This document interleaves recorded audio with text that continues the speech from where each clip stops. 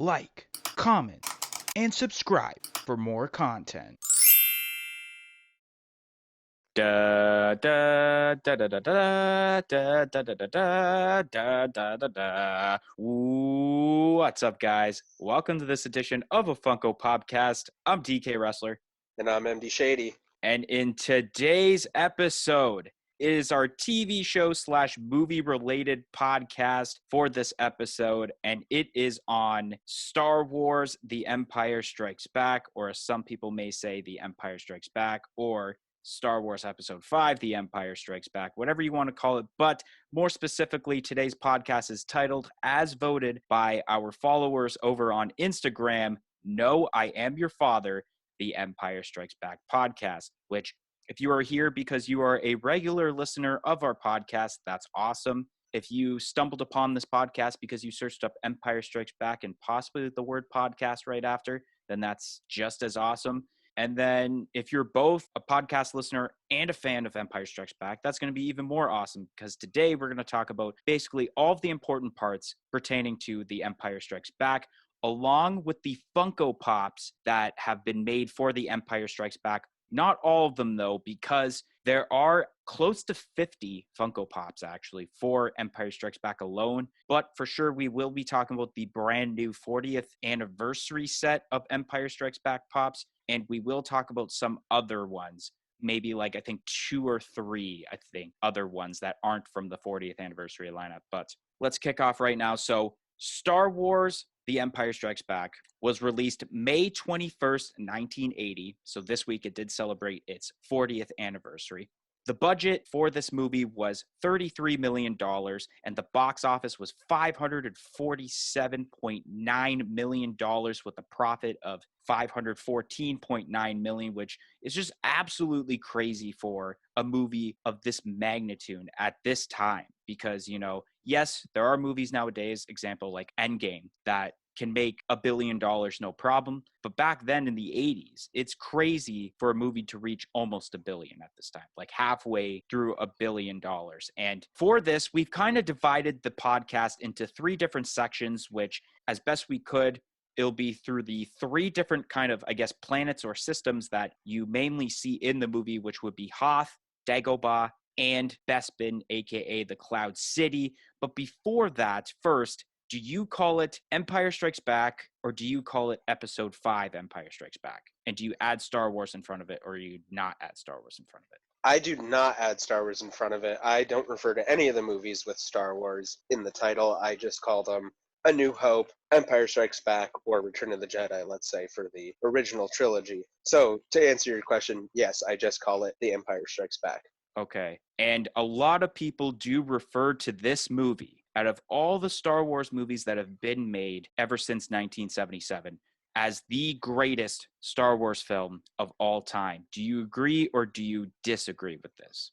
I know I'm going to get a lot of hate for this, but I disagree with that. I know that The Empire Strikes Back is a very important movie, and it is a really good movie, but when you're looking at all of the movies, it's actually pretty low on my list. I would say it's probably like in the bottom 3 or bottom 4-ish. Like it's low down there. And the only reason for that for me is because it's kind of a boring movie. It's a little shocking for me, especially because after watching all the Star Wars films over again during May the 4th weekend, and just kind of looking at it in the storyline aspect and how everything has been, I actually do consider Empire Strikes Back as the greatest Star Wars film, because Wow. I find that the dialogue and the storyline is amazing, and I really could not find any flaws for this movie, in my opinion. So it's a kind of a good thing that you hate it, in the sense of when I talk about certain parts, you can kind of explain your opinions during this podcast. So it's kind of good in that way. But we will kick this podcast off by talking about Hoth, because that's basically the first planet / system that they arrive on, or the movie takes place. But the way that they kick off this movie, first of all, so Empire Strikes Back takes place 3 years after the Death Star was destroyed in A New Hope, or simply just Star Wars. The first thing you see after that iconic title intro to Star Destroyer, which is just so badass. You see a Star Destroyer. It's using like an escape pod to like send off these droids and they're going to like different planets, but one of them lands on Hoth, which is where the Rebel Alliance has a base set up at the moment. Next thing that you see, which we will actually talk about the Funko Pop in a sec, but you do get to see Luke Skywalker riding his Tauntaun around, checking the parameters, seeing like, if any of the Galactic Empire has shown up to Hoth. But he does see what he believes is some sort of meteorite, but it's not. It's just that escape pod with what would be a droid coming from the Galactic Empire. Just as he's about to head back, he gets captured by what is called a Wampa, which I guess now we can talk about both these pops, which the first one, Luke Skywalker riding his Tauntaun, which is pretty cool, honestly. It's got quite a bit of detail. Of course, we did talk about these pops during the London Toy Fair edition of a Funko Popcast, which little suggestion thingy above, you want to go listen to that maybe after this. But repeating kind of what I said, this is really cool detail. I love how they use the stand as kind of with the environment, I should say. Yeah, I do think that this pop is great. I personally kind of like the Han Solo riding the Tauntaun better just because of the color of the skin on the Tauntaun. I feel like it's more accurate in the Han Solo pop. But that being said, they're both amazing Tauntaun pops. Yeah, and then we can go right into talking about the Wampa, which we're specifically talking about the one for the 6-piece set of the Battle at Echo Base Pop Deluxe figures that are coming out, which the first one is the Wampa figure, which we only know of 2 of them so far, which we're going to get more into that set after we talk about basically what happens in Hoth. But this figure that they made here is very great in detail, honestly. I kind of like how they made it, not just white, but more of like a dirtier color because of the fact that like, I guess it probably doesn't have the greatest hygiene, I assume. so it's just safe to say that like, it's not going to be, like shiny white. We're not going to show it off in this podcast, but there is also a bunch of other Funko Pops of the Wampa, like one by himself. There's a flocked one, and there's even one where it's a 2-pack where it's the Wampa and Luke Skywalker, and the Luke Skywalker is flipped upside down, and I think it was a San Diego Comic-Con exclusive in like, I think 2014, I believe. But yeah, this one's cool, and I can't wait to see how kind of all the figures get put together when you complete all of the sets. Yeah, this Wampa looks outstanding. It looks so great. I love how he isn't just white, like you said. And the detail on the fur this time around is just, they hit it out of the park with this one. I love how there's a bone in his hand. His teeth look really, really good, and he looks super menacing. And of course, that face looks great as well for the Wampa. So yeah, this is definitely a really, really great pop. So as Luke is, being captured by the Wampa, back at Echo Base is what they're calling their base over at the Rebel Alliance. Han and Leia get into an argument because, Han wants to leave because he owes a price to Jabba the Hutt, as it was kind of explained in A New Hope also. And then Han would later take the Tauntaun because, it's revealed like, oh, Master Skywalker, or I don't even think they would call him Master at this point because he's not really a Jedi, but Luke Skywalker had been gone for a while, so then people were worried. So Han took the Tauntaun, which was also made into a Funko Pop, which I guess I'll quickly show that because that was a very popular Funko Pop, and it was a part of, I think, a Smuggler's Bounty subscription box, if I'm not mistaken. Luke cutting the arm off of the Wampa, and then you see him kind of like dragging himself through the snow. He's pretty much getting hypothermia because Hoth is a frozen planet and it's super cold. But as he's pretty much, let's say Luke is pretty much dying because, it's so cold there. The spirit of Obi-Wan Kenobi tells Luke, he's like, Luke, you need to go to the Dagobah system and learn the ways of the Force from Yoda. Like, I know that's not the exact quote, but it's along the lines of that. And then, yeah, you would see Han Solo finally finding Luke, and, he finds him nearly dead. And I think Han's Tauntaun is the one that ends up dead, or it's the already dead one that was attacked by the Wampa earlier. I can't exactly remember. But Han, he cuts open the stomach of the Tauntaun, which I'll put the Funko Pop photo right now. He cut open the stomach of the Tauntaun. The guts kind of splurted out there. Han does say a pretty famous line. I mean, it's not so it's not so famous, but it's like a memorable scene, or it's a memorable line, which everyone would know as, and I thought they smelled bad on the outside. Yeah, I mean, I love this pop so much because this is like pretty much my favorite scene in this whole movie, and it is like one of the saving graces of the movie for me, in my opinion. When I was a kid, like, it was just so captivating to see this snow planet and then seeing the Wampa itself and then the Tauntauns and like these Tauntauns are dying, and then it kind of makes you think like, where are these Tauntauns from exactly? Where they're obviously not from that planet if they're just dying there, you know what I mean? Yeah, And that's then true. of course Han, it's his first time touching a lightsaber, as we know, when he takes a lightsaber and cuts open the Tauntaun. Yeah, just seeing the guts spill out, and then of course, yeah, Han with those very awesome one-liners. So yeah, the pop itself captures the moment so great. Basically, after that, they stay with the Tauntaun to get warmth. And then by the morning, I can't remember the exact name, but one of the Rebel Alliance members with it's not an X-Wing, but they had one Y-wing. of, oh, it's a Y-Wing? Okay, cool. They Oh take no the, no no! I think it's a snow speeder. yes, that's it. I knew it had the word snow. I couldn't remember, but yeah. So one of the Rebel Alliance members takes the snow speeder, and they basically call into the Echo Base saying, "We found them." So they bring him back in. Of course, there's what eventually later on is known to be a very awkward moment where Leia kisses Luke. After that, so there's a scene where the little droid is out that came from the Galactic Empire, and Chewie's kind of distracting this droid, and Han shoots it with his blaster and kills it, which kind of signals the Galactic Empire to say, well, they're in Hoth right now. Darth Vader, basically, he sends out the troops to Hoth after that happens. But then we're going to move on to the last part of Hoth, the battle at Echo Base, in which it's a crazy scene that goes on. You have a bunch of snow troopers from the Galactic Empire. You got all the Rebel Alliance members, they're using like these crazy kind of blasters. And then, of course, one of the best parts of Hoth is seeing those AT-ATs.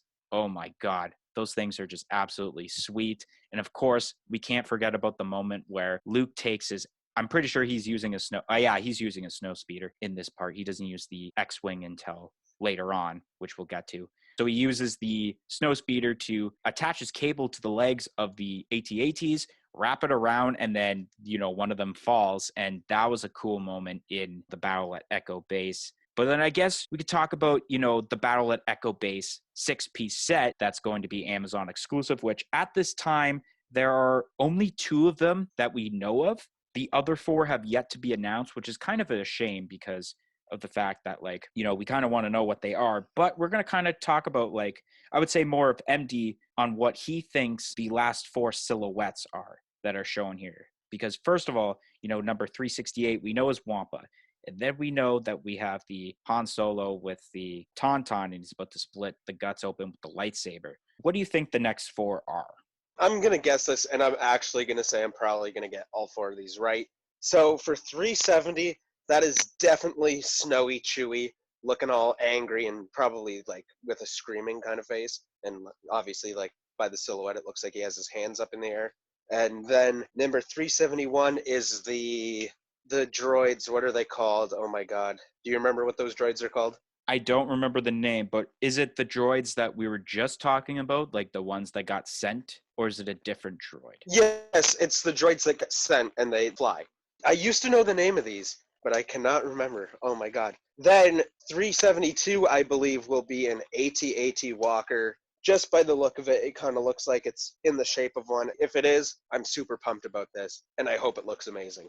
373 is pretty self-explanatory. That is definitely Darth Vader and a snow trooper. Yeah, I definitely, the first one I got right away when looking at these, 373 is so Darth Vader with a snow trooper. I did not think that 372 would be an AT-AT. Unfortunately, I feel 372 is something involving Leia. That's what I Because thought at first as well. if it is an AT-AT, that's going to be amazing. And I can tell you this is that I'm definitely going to cop if it is an AT-AT. So Amazon, expect in 6 months for a payment from me because I'll be getting an AT-AT if that's the case. But yeah, definitely I thought of the exact same things, like Chewie at 370, the droid at 371, and then Darth Vader with the snow trooper at 373. I do have a feeling, though, it could be the Princess Leia, but if it is the AT-AT, that'd be awesome. Now we're going to move on. We're going to basically Dagobah for this section of the podcast, which this section, it's going to kind of, go back and forth between, Dagobah and then probably the Star Destroyer and then back to the asteroid scene, because that's kind of how it goes realistically. Like, it's not always showing Dagobah. It keeps going back and forth, which, first off, to kick this off, Luke Skywalker and R2-D2 leave Hoth and take flight with the X-Wing to go to the Dagobah system as requested by Obi-Wan Kenobi. And Han takes the Millennium Falcon into an asteroid field where, once again, it's one of those weird one-liner scenes that seems to be popular with the movie, as said by C-3PO, which Princess Leia, Chewbacca, and C-3PO are with Han in the Millennium Falcon at this time, and they go into this asteroid field while being chased off by a bunch of TIE fighters. C-3PO randomly says the line, or it's not the exact line, but basically along the lines of, like, your odds of surviving this asteroid field is 3,720 to 1, which sounds so specific, but so C-3PO to say that line, because, you know, they could have said, all right, 3,000 to 1. They could have said 4,001, some like simplistic number, but they went so specific by saying 3,720 to 1, because C-3PO is like, I don't know if intellectual robot would be the right word to say for him of what he is, or intellectual droid.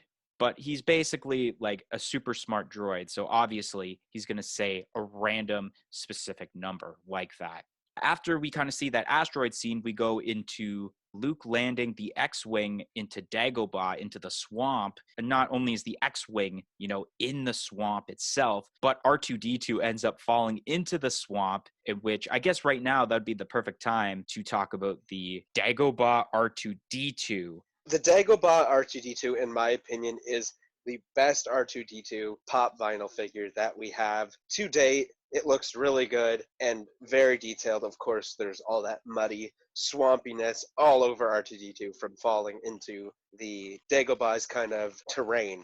I'm definitely going to get this pop as soon as I can. Yeah, it's a great pop.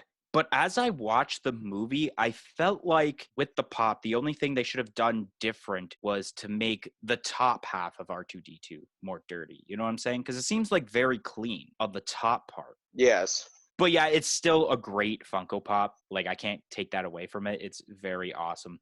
And then I guess that leads into another Funko Pop, because this is where I'm talking about where we kind of go back and forth with a bunch of these scenes where it goes from Dagobah to Star Destroyer to back to Dagobah, back to, you know, the asteroid field, where this is where we kind of see a sneak peek of Darth Vader unmasked. You see the meditation chamber. He's prepared to meet the Emperor, which we will talk about in a little bit. But with the Funko Pop, though, it's cool that they brought back another version of unmasked Darth Vader, which I do have the original unmasked Darth Vader. But I kind of find it a little odd, because when you see part of the unmasked Darth Vader, you only see the back of his head. You actually don't see the front of his face. But at the same time, I don't think, you know, people would want to buy a Funko Pop if the advertising part was just the back of his head. You might as well just make what his face looks like the front view, which obviously you won't see the front of his face until Return of the Jedi. But, I mean, it's still a great Pop Deluxe. I agree with what you said 100%. I do think it is a really great Pop Deluxe, and of course it captivates the moment very well. And like you said, it only makes sense for them to show you the front of his face, because otherwise it would just look like a hunk of black with a little bit of pink, and who wants that? Yeah. Once again, we're going straight back to Dagobah. Technically, if you were watching this in the theater in 1980, this would be your first introduction to Yoda. You know, in this time, he kind of acts like a child at first, because when he arrives, you know, he's eating Luke's food, which I find so funny for Yoda. There's also the point where, like, he's stealing stuff like his flashlight. And then there's a part also where R2-D2 is trying to take the flashlight. And then you got Yoda just like whacking R2-D2 with his cane there. And I thought that was a pretty funny scene there. I kind of find, I don't know if you agree with this, the puppetry of Yoda and the way he looks is the best out of all the movies, because I kind of find the CGI obviously is cool. You know, I pretty much grew up with the CGI version, but then also you got that, I don't know, it's all right, but it's not the greatest, you know, puppet of Yoda that was in Phantom Menace, the one that was on Phantom Menace before, if you had watched it before the 2011 re-release on DVD of Phantom Menace. It was a little weird to me, that one, but I find like this one, especially for its time, is just absolutely like cool. Like, it looks awesome. I do agree with that. For the prequel movies, the CGI is perfect. It makes so much sense. But for the original trilogy movies, having that puppet makes a lot of sense because Yoda is, at this point, kind of a 900-year-old senile old man. So it really shows, like, with this puppet that, like, he looks a lot older. And of course, you go back, let's say, 30 years or whatever, he'd be a little less old. So it makes sense that they did it that way. So then we go back to the Star Destroyer. This is going to happen a lot, guys. Darth Vader is about to talk to Emperor Palpatine, in which this would be the first time that Star Wars fans, like I said, if you were watching this in the 80s, on seeing the Emperor. He's been mentioned a bunch of times, but you finally get to see him. Can't remember the actor name, but it was a different actor. If you've seen this before I think for Empire Strikes Back, the re-release was 2004. But if you watched it later than 2004, especially if you recently watched it on Disney Plus, you would know that Palpatine was portrayed by Ian McDiarmid, especially the hologram version. During this kind of conversation, Palpatine had said to Vader, he believes that Luke Skywalker is the offspring of Anakin Skywalker, in which Vader's just not like having it. He's like, I don't believe this. But, Palpatine, as Palpatine would do, was say to Vader to search his feelings. And then, Vader obviously would kind of take the word of the Emperor. So now we finally arrive to Yoda's hut. Before that, Luke had asked what he didn't think was Yoda. I'm looking for Yoda to learn the ways of the Force, but Yoda, he tells the spirit of Obi-Wan that Luke has no patience. He can't be taught. But then Obi-Wan eventually convinces Yoda to do so. And then that's where Luke is like, you're Yoda. They did make a Funko Pop of Yoda with his hut, and it's a Pop Town, actually, for this set. The one thing I find odd about the Pop Town, it's nothing related to the Pop itself, it's the box, because if you have the Pop Town, especially the box, you would notice that on the back of the box, it doesn't advertise the Empire Strikes Back lineup. It advertised the previous Return of the Jedi lineup that was released last year that had, electrocuted Darth Vader, Emperor Palpatine, Lando. I find that kind of odd, but overall, the pop here just looks so good. You can kind of tell that this is more like an older Yoda, and I just love how they kind of incorporate the environment with him as terms to the stand also when it comes to this pop. And then the hut looks also very cool. But I don't know if you caught it, but I felt I didn't catch his hut in the movie, like the outside at least. You'd only seen like the inside, I feel. Yeah, I think you're right. And I think that also leads up to my next point about I think that this pop was made to be a Return of the Jedi pop because Luke does go back to Dagobah when Yoda finally meets his demise and, spoiler, passes away, right? And I believe you do see the outside of the hut then. Yeah, I know you see the outside of the hut in Return of the Jedi, but then also at the same time, not only does it show the Return of the Jedi stuff in the back, but on the front, it does say 40th anniversary of Empire Strikes Back. That is also very odd. Yeah, that's weird. Maybe they tried to get away with making one pop. You know what I mean? They didn't think it was necessary to make a second set for Return of the Jedi. I wonder if maybe it was a licensor thing too.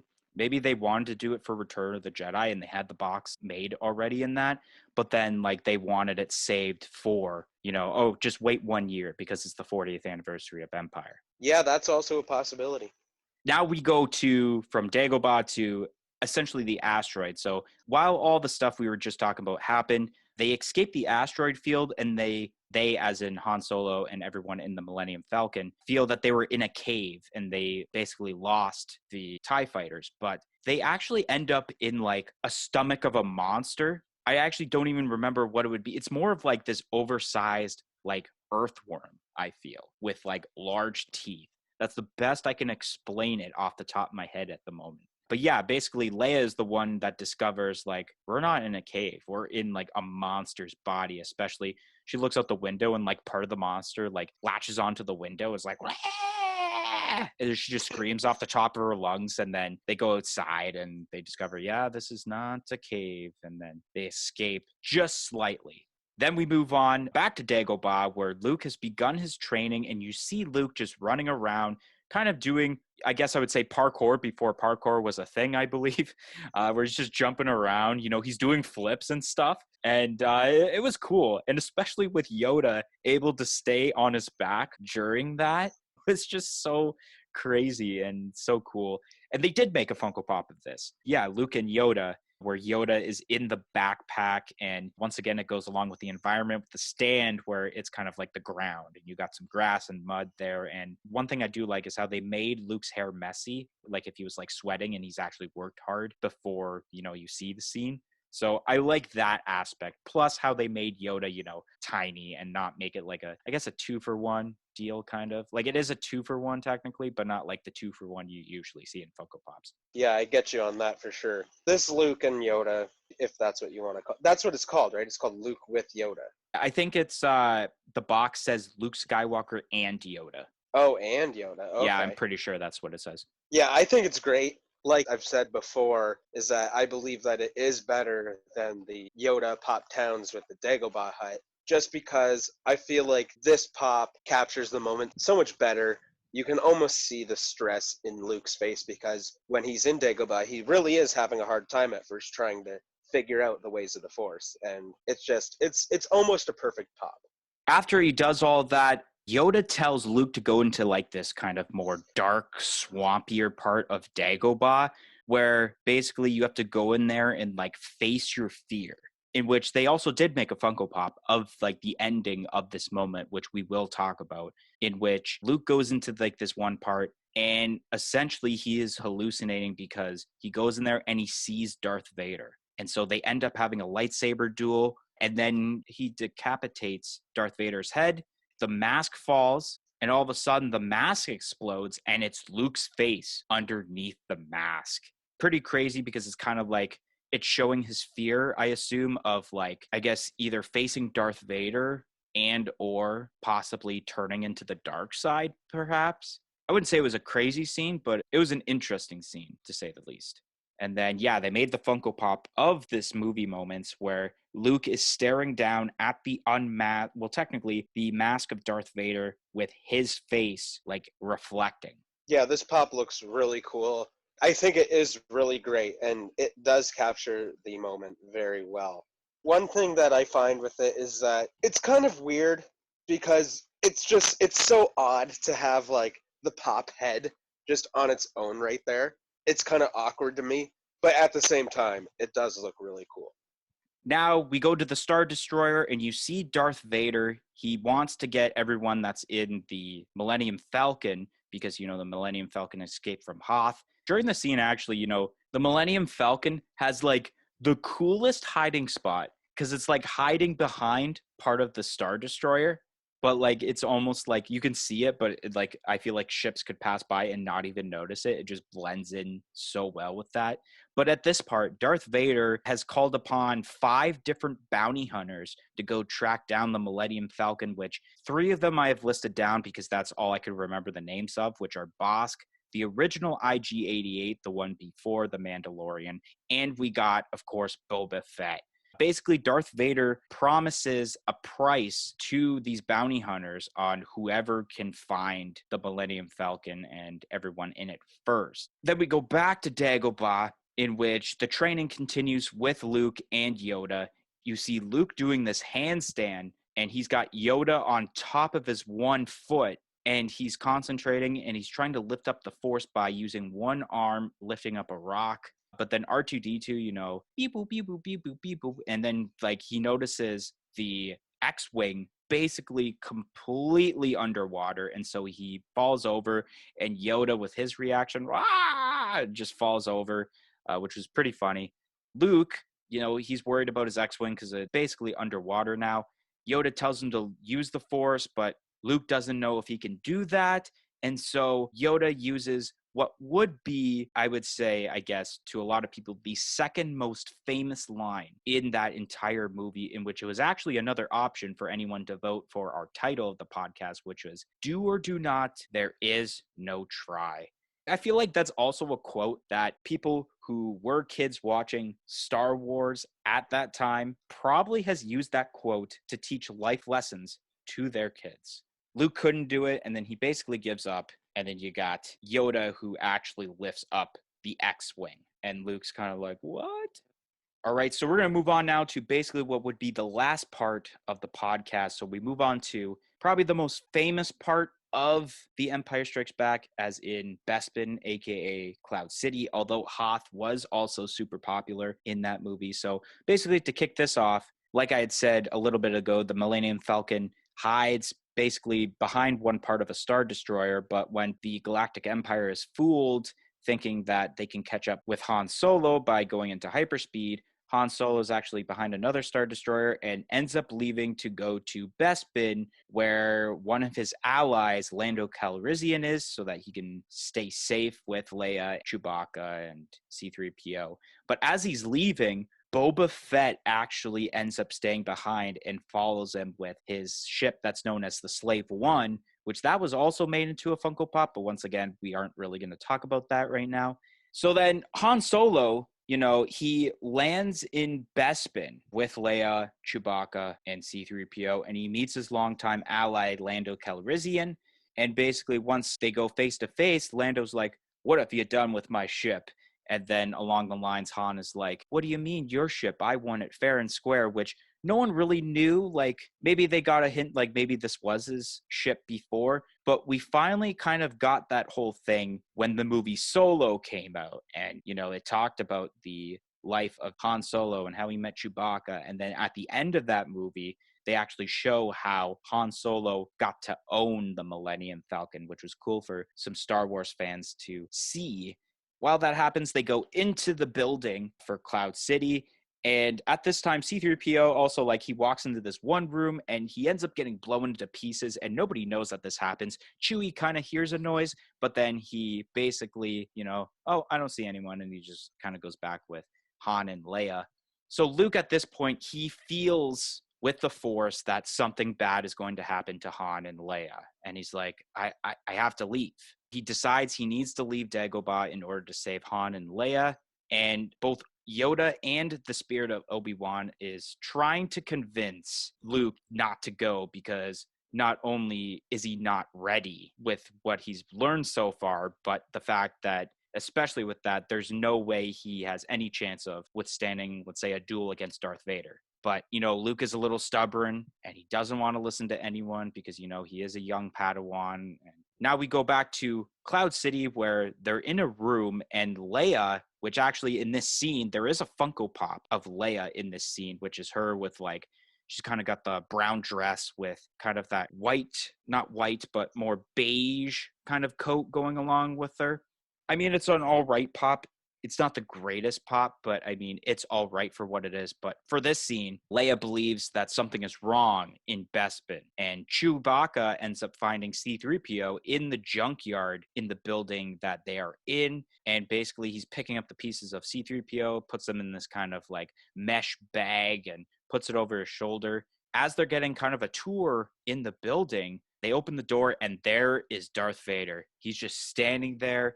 And automatically, Han goes to shoot his blaster, and Darth Vader, being a badass as he is, he doesn't even get shot by it. He just sticks out his hand, and it just deflects off of his hand. Only Darth Vader can do that, because everyone else, you shoot their hand, they're going down. Darth Vader, he's such a badass, so when you shoot him in the hand, he doesn't get affected by it. Lando reveals, you know what? They've already arrived before you guys, and we already made a deal that they wanted you guys. And Han Solo and Leia feel betrayed. It's a pretty sad scene. Han kind of gets tortured, and you can hear it on the outside. Han Solo would then, I guess we're going to go on to this scene where he's about to get frozen into carbonite. And of course, there is the scene which was made into a 2-pack, which I'll let MD talk about this more than I will, except I'll mention one part about this, is, the 2-pack with Leia and Han, where basically it's the scene where Leia says, I love you. And Han replies, I know. Because basically Han Solo is arrogant still, even though Leia has finally admitted that she has loved him, especially because they've been flirting a lot throughout this movie. I think that the 2-pack of pops for this is so awesome. I don't think it could be any better. You have Han, and he's shackled up with his arms kind of crossed. And then you have Leia, and she's sort of reaching out to Han because, of course, she loves him. Yeah. The one plus I will give to this pop first is the background for it, because they actually used when you see this pop in box, you actually see like the stairs for that scene, and it's like lit up in orange for the background. But the one minus, and a lot of fans have talked about this, is the fact that Han should be wearing black pants and not blue pants in the Funko Pop itself. Yes, and that's funny that you mentioned that, because they've actually done that with Star Wars figures before, where people have complained about the pant colors on Han Solo figures themselves. Obviously, right after the I Love You, I Know scene, Han Solo gets frozen to carbonite. Of course, I guess we can kind of talk about both these at the same time. I'll throw both photos somehow, one at a time. Is that they did make a Funko Pop, actually 2 Funko Pops technically, of Han Solo in carbonite. They have the singular one that's a part of this 40th anniversary set that's out now, which actually has a little bit of a bobble, which it's cool to have that. And then there was, of course, the Smuggler's Bounty exclusive Boba Gets His Bounty, where you got kind of like that grading of a base that you see in the movie with that specific scene. And you see kind of Boba Fett right there looking at the pop, or looking at the, yeah, it is a pop, but looking at, Han Solo. It's very cool. Also, if you haven't viewed yet, this past Monday was our episode of Which is Better, which has this pop and a pop that we will talk about last. Go check out that video after this podcast. But both these, I'll say both of them look cool, but obviously I'd prefer the Boba Gets His Bounty over the actual normal Han Solo. And it's nothing against the Han Solo and carbonite by itself. Some of the bad hype with the Boba Gets His Bounty is the fact that people wanted the Han Solo with carbonite, or Han Solo in carbonite by itself. But I think with this, you kind of get like 2 pops in one. I kind of don't like the fact of 2 things with the normal Han Solo and carbonite by itself. One, I'm not really a fan of the fact that it's got a stand with it. I feel like they could have gotten away with not having a stand, but at the same time, I do see in the fact, like, if you are out of box, I feel like without the stand, it's a little tricky for it to stand up. But I mean, in my opinion, I just am not a fan of the stand, especially because I'm usually an in-box collector, so it just stay in the box anyways. But I mean, this one looks cool in the Boba Gets His Bounty because, it's essentially, it's not the pop that bobbles. It's Boba that is bobbling, which I'm fine with that. I know that Star Wars pops bobble because it's a licensor thing. Like, it's only, let's say, like, I think it's Mattel or not Mattel, Hasbro that does like the Black Series figures can only have the rights of having figures that don't have a bobble to them. So having the Boba bobble is fine with me, and not having the Han Solo bobble in this movie moments is perfect for me. Yeah, that's exactly what I was going to get at. And like you said, of course, Hasbro is the only company that has the rights to making Star Wars figures right now, and that's probably because that's what they wanted, because they want to be the ones selling them, right? So, of course, Funko has to make these bobbleheads. Now, with the standalone Han and Carbonite, it's kind of a cool idea that it bobbles, and of course it has to, but at the same time, it's kind of weird. So this is an easy way out where they can just make the Boba Fett like normal where he bobbles, and then actually have a really cool Han Solo in the carbonite in pop form. This pop is amazing. I love the ground, like the base. I love the Han in the carbonite a lot more than the standalone one. And then the Boba Fett is all right. At this moment now, after Han Solo gets frozen to carbonite, this is where Luke arrives to Bespin, because Darth Vader gets notified that he does. But I'm going to go straight right now to the scene where Lando actually helps Leia, C-3PO, and Chewbacca escape Bespin, and they use the Millennium Falcon to get out.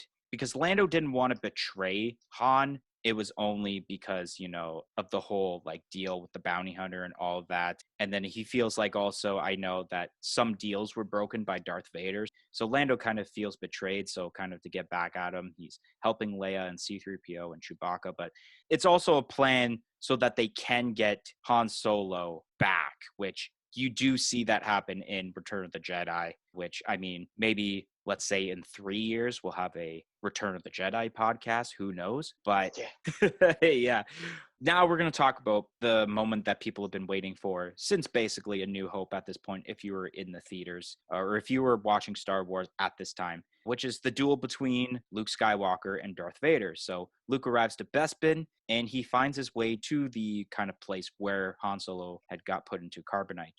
Luke already, after Darth Vader, he says his quotes without even saying a word. He just whips out his lightsaber. They begin to battle. And of course, realistically, Luke should have listened to Yoda and Obi-Wan because goddamn, he looked like a wimp, honestly, because you got Luke, he's using both hands on the lightsaber, while Darth Vader, he's actually using only one hand. And he's such a badass doing it. It's like Darth Vader could have defeated Luke Skywalker by using one hand, and with his other hand that's doing nothing, he could probably use one of those kind of like ping pongs with like the string and ball attached and like do that while he's battling Luke Skywalker. That's how strong Darth Vader was in this. And then obviously as they keep dueling, there's also the scene where like Darth Vader, without even having to lift his hands, he's using the Force. He breaks a window. There's also the scene where Luke, he almost gets put into carbonite, but he jumps up. Of course, we now lead to the final scene of the movie, pretty much, in which it'll be the final Funko Pop we talk about. That is the Cloud City duel exclusive to Walgreens. This was made into movie moments. They get to this part. They're dueling. Vader slices Luke Skywalker's hand off. Lightsaber goes bye-bye. You'll never see that lightsaber pretty much ever again. Besides, you kind of do see that lightsaber later on. But at least at that time, you wouldn't have seen that lightsaber ever again. And basically, Luke, he's crawling up to like those beams there. And this is where the most famous scene in Star Wars happens, where Darth Vader, he's trying to convince Luke to join the dark side, and Luke is saying no. And Darth Vader's like, I bet Obi-Wan has tried to tell you what happened to your father. And Luke's like, Obi-Wan has told me everything there is to know. He told me that you killed my father. And Darth Vader replies with the most famous line in the whole entire Star Wars franchise, and nothing will ever be as more famous of a line than this, by replying, "No, I am your father." And Luke is so disappointed. He's like, "No, impossible." And it's like, "Search your feelings, you know to be true." And then Luke, he's like, "No!" And then it's just, I don't know. And then basically, what I kind of find of odd is that if you think about it, it's almost like, all right, besides, Darth Vader, he's like, yeah, join me in the dark side. We'll rule the galaxy. And all of a sudden, Luke's like, F it. I'm just going to jump. So he just jumps. And you don't know whether he's going to die or not. It seems like he's going to die. It's almost like he wanted, in a sense, to kill himself. But he ends up going to like some sort of tube in this thing, right? And then it stops and there's this hole, obviously. And he ends up on this, I don't even know what to call it, but he ends up hanging upside down after. The Millennium Falcon arrives because Leia kind of feels that kind of like force from Luke. And she's like, Lando, let's turn this Millennium Falcon around. So they turn it around and they basically bring back Luke. So I guess that's pretty much how the movie ends. Luke gets saved. He gets a robotic hand and he starts healing. There's not really a happy ending to this movie. Yeah, absolutely not. It is not a happy ending. One thing I want to get across first is that I know I kind of talked some snot about this movie, but I do not think this movie's bad.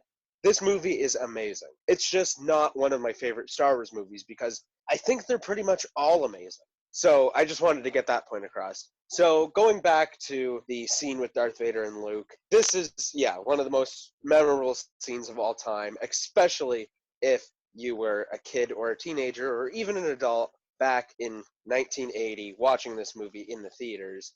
It must have been so crazy for people in the theaters to hear those words, "No, I am your father." Like, I could just imagine because I've seen 6 Star Wars movies in the theaters, and when moments like that happen, there is not a noise in the theater. Everyone is so captivated by it. So back in 1980, that must have been crazy. There are just chills going down everyone's spine, probably, who is sitting in that theater. And one other thing I wanted to talk about is it's kind of funny how we said that "No, I am your father" is the most used line of all time in Star Wars, well, by Star Wars fans, but really it's not, because most people say "Luke, I am your father" because of that kind of Mandela effect thing. And I wonder where that kind of originated, where people are saying Luke instead of no, because clearly he never says, Luke, I am your father.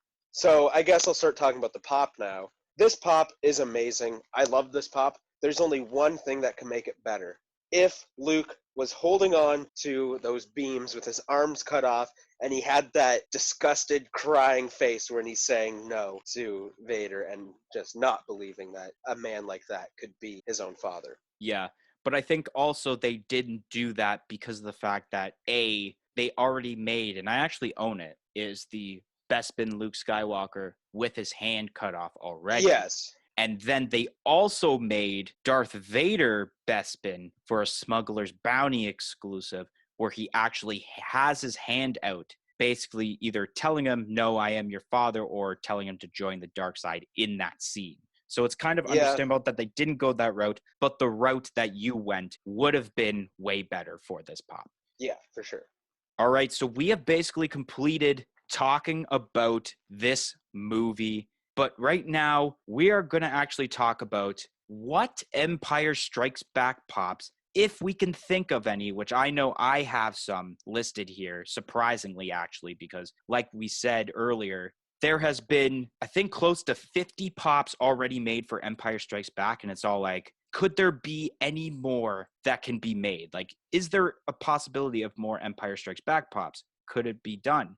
Which I think, yes. I think there's not many, but there is still some, which I guess I'll go first on this. I mean, this first one I have listed here, I feel this could be more than just Empire Strikes Back, but I put it in anyways because who knows if we're going to ever do another Star Wars podcast on a Funko podcast.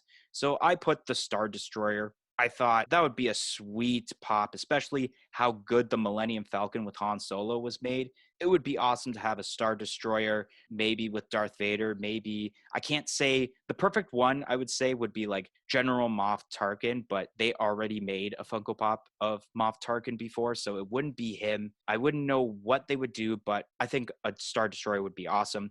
Another one, and it'd be the basically number one Empire Strikes Back pop that I would love for them to make, like I said earlier, is the AT-AT. Another one I would have to say is the Darth Vader holographic Palpatine moments. You can have Darth Vader on the one knee and then, Palpatine.